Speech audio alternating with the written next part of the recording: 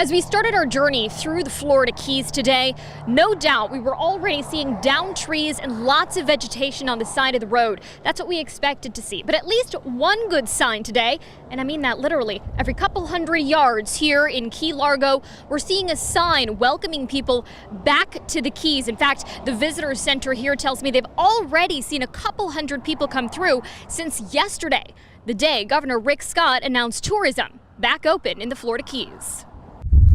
We're getting phone calls nonstop. Are you open? And yes, we are open. Yes, the Keys are open. 20 days before the original date, the Florida Keys are welcoming tourists back. But it's not the Keys many remember. Where there were trailers, trailer parks, there's going to be none. Where there were beaches, you're going to see a lot of the sand on the side of the road. No one knows this better than Barbara Abdow, the general manager of Snappers Restaurant, which used to sit right here. Were you expecting it to be this bad? No.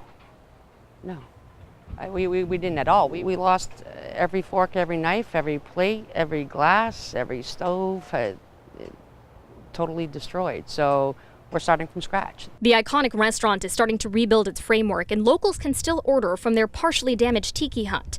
But there's still a long way to go. The last few weeks have been nonstop cleanup for the staff, some of which are homeless themselves. I have people living in my house. Janine, who's the bar manager, she has people living in her house.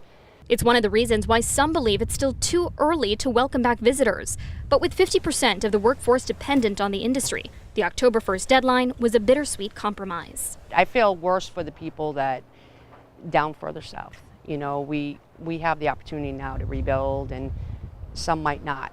And sure enough, the further south that we drive, we're seeing more damage, and we're seeing those emotions run a lot higher. Remember, it wasn't Key Largo or Key West hit particularly hard by Hurricane Irma, but it was the Keys in the middle, the lower Keys. We spoke to one resort owner in Isla Mirada, extremely emotional, telling me he's facing a recovery of weeks, if not months.